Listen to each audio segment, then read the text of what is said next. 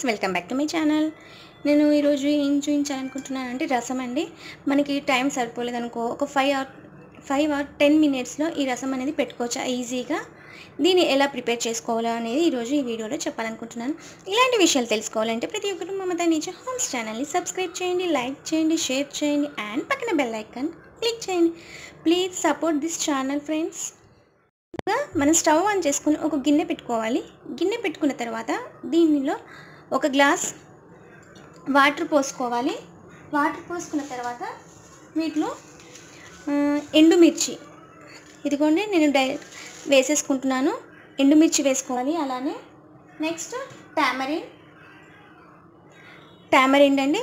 ఇది మనం క్లీన్ చేసుకుని వాటర్లో కడిగేసుకొని టామరిండ్ వేసుకోవాలి.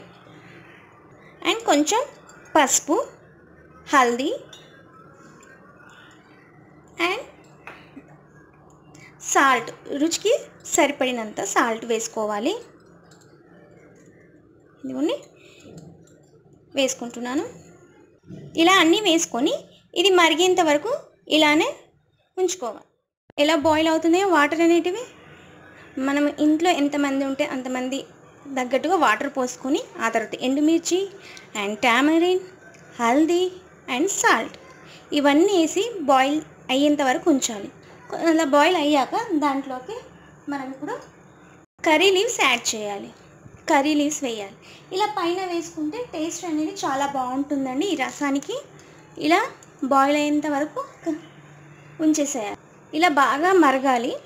తర్వాత దాంట్లో ఒక హాఫ్ స్పూన్ వచ్చేసి బ్లాక్ పెప్పర్, ఇలా కొంచెం మిరియాల పొడి అనేది యాడ్ చేసుకోవాలి. ఇలా మనము మిరియాల పొడి యాడ్ చేసుకోవడం వల్ల ఏమవుతుందంటే మనకి కోల్డ్ ఉన్నా కఫ్ ఉన్నా అనేది కూడా తగ్గిపోతుందండి ఈ రసం వల్ల. మనకి ఇంకోటండి, మనకి మోషన్స్ ప్రాబ్లం ఉంటే కూడా ఈ రసం తాగడం వల్ల మోషన్స్ అనేది ఫ్రీగా అవుతుంది. కొందరికి మోషన్స్ ఒక్కోసారి స్టమక్ పెయిన్ వచ్చేసి మోషన్స్ అవ్వకుండా ఉంటాయి కదా, అలాంటప్పుడు ఇలా రసం పెట్టుకొని తాగడం వల్ల మోషన్స్ అనేటివి చాలా ఫ్రీగా అవుతాయి వాళ్ళకి. చూసారు కదా ఎలా బాయిల్ అవుతుందో, అలా చాలా బాగా బాయిల్ అవ్వాలి. అలా బాయిల్ అయినప్పుడు మనకి ఆ స్మెల్ అనేది మనకు తెలుస్తుంది. ఇంకా 1 స్పూన్ వచ్చేసి ginger and garlic paste add చేయాలి.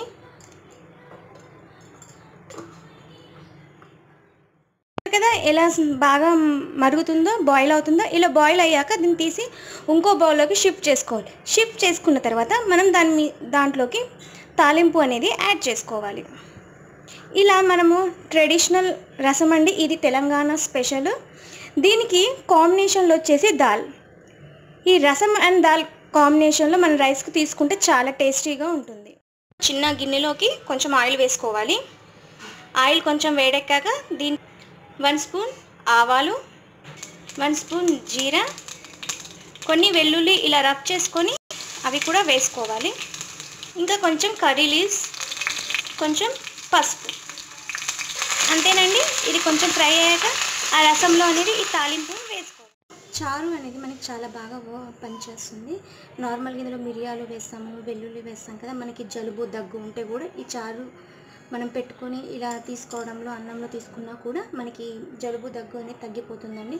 అంతేకాదండి, ఇంకొక చిన్న బెనిఫిట్ కూడా ఉంది. మనకి మోషన్స్ ప్రాబ్లం ఉన్న వాళ్ళు కూడా ఈ చారుని సపరేట్గా ఒక గ్లాస్లో పోసుకొని తాగడం వల్ల అట్లా 2 times 3 times తీసుకుంటే మోషన్స్ అనేది కూడా వాళ్ళకు ఫ్రీ అవుతుందండి.